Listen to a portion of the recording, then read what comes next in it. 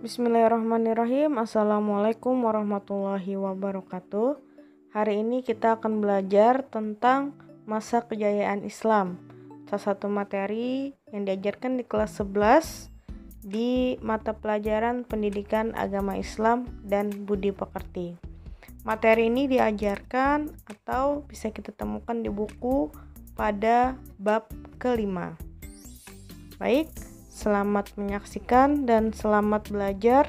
Silahkan catatlah hal-hal yang kalian anggap penting dan perlu untuk diingat.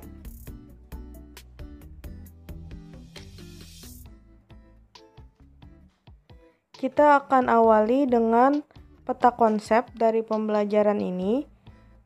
Ada 3 bagian penting yang kita pelajari tentang periodisasi sejarah Islam, kemajuan Islam, dan tokoh-tokoh kejayaan Islam.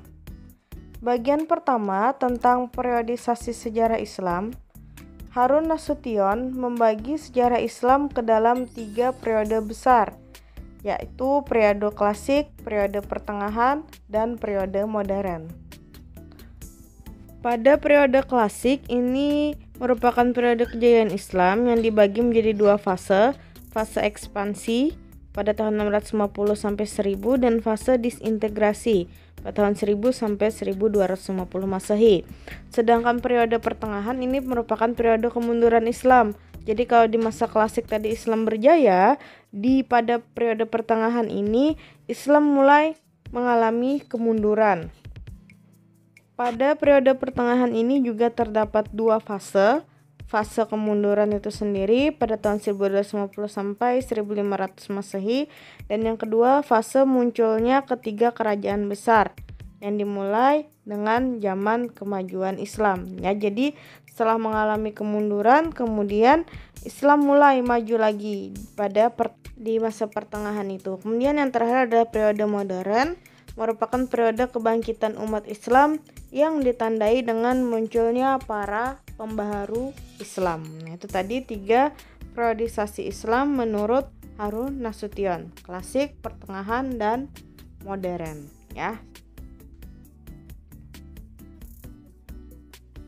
itu bisa diingat dan difahami, jangan sampai lupa karena itu sering ditanyakan ketika ujian. Kemudian di bagian B tentang masa kejayaan Islam. Tadi itu masuk ke periode klasik pada tahun 650 sampai 1250 Masehi. Pada masa kejayaan Islam ini ditandai dengan munculnya atau berdirinya 2 kerajaan besar atau dikenal dengan Bani Umayyah, dinasti Umayyah, dan kerajaan Bani Abbasiyah atau dinasti Abbasiyah. Nah, perkembangan Islam sendiri di 2 dinasti ini berbeda, punya ciri khas masing-masing ya. Pada masa Bani Umayyah atau dinasti Bani Umayyah, perkembangan Islam ditandai dengan meluasnya wilayah, berdirinya bangunan sebagai pusat dakwah.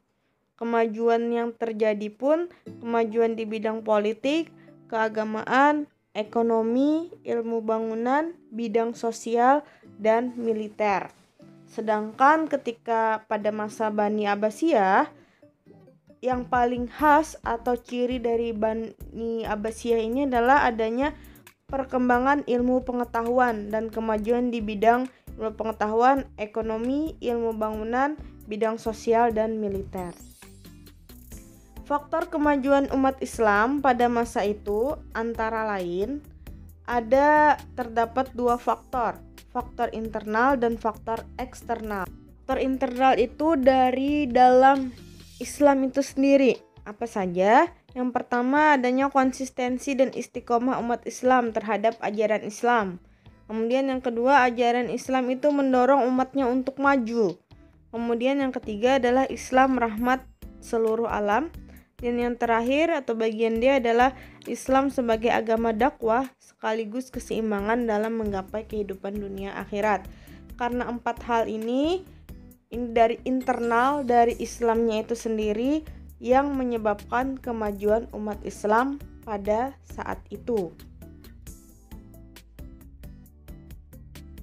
Sedangkan untuk faktor eksternalnya atau yang eksternal ini berasal dari luar Islam. Apa yang menyebabkan kemajuannya? Yang pertama atau bagian adalah terjadinya asimilasi antara bangsa Arab dan bangsa yang lain, sehingga ada perkembangan dalam ilmu pengetahuan. Asimilasi ini adalah pertukaran, ya. Kemudian yang bagian B adalah gerakan terjemah, yaitu banyaknya bermunculan usaha-usaha dalam penerjemahan kitab-kitab asing yang dilakukan pada saat itu, sehingga menjadi faktor eksternal dari kemajuan Islam. Selain dari faktor yang tadi disebutkan, kesuksesan Islam juga disebabkan adanya gerakan ilmiah. Gerakan ilmiah itu adalah usaha atau berbagai tindakan yang dilakukan oleh para ulama pada periode klasik, seperti melaksanakan ajaran Al-Quran, kemudian melaksanakan isi hadis. Yang ketiga, mengembangkan ilmu agama dengan berijtihad. Kemudian yang keempat, ulama yang berdiri sendiri serta menolak untuk menjadi pegawai pemerintahan. Jadi kenapa Islam maju? Tadi ada faktor internal, eksternal, dan 4 hal ini yang merupakan gerakan ilmiah. Nah, yang berikutnya adalah munculnya banyak tokoh ilmuwan. Tadi sudah dijelaskan bahwasanya pada periode klasik itu semangat untuk mencari ilmu pengetahuannya sangat tinggi, sehingga muncul banyak tokoh-tokoh ilmuwan muslim. Beberapa yang tertera di sini ini yang sangat terkenal atau yang biasa ceritanya diceritakan tentang Al-Biruni. Beliau adalah tokoh atau ahli di bidang fisika dan kedokteran. Ada Jabir bin Hayyan, ahli di ilmu kimia, Al-Khawarizm pada ilmu matematika, Al-Kindi filsafat, Al-Biruni astronomi, Abu Ali Hasan bin Haytami bidang teknik dan optik, Ibnu Sina atau Avicenna dikenal dengan bapak ilmu kedokteran, dan Ibnu Rushd pada bidang filsafat. Ini hanya beberapa yang tertulis di sini, padahal banyak sekali ilmuwan-ilmuwan Islam yang lain atau tokoh-tokoh muslim yang lain pada saat itu. Dan hasil karyanya itu sangat terkenal di seluruh dunia. Silahkan kalian mencari dan menggali lagi tentang tokoh-tokoh ilmuwan muslim. Kemudian di bagian C adalah tokoh-tokoh pada masa kejayaan Islam. Dari nama-nama yang tadi sudah disebutkan, ini ada beberapa tokoh yang sangat terkenal atau bahkan sangat sering kita dengar, seperti Ibnu Rushd, kemudian Al-Ghazali. Itu ada bagaimana nama lain beliau, tempat lahir beliau, bisa kalian baca, bisa kalian cermati, dan bisa kalian ingat lahirnya di mana, kemudian apa saja hasil karyanya. Itu hal yang perlu untuk kita ketahui.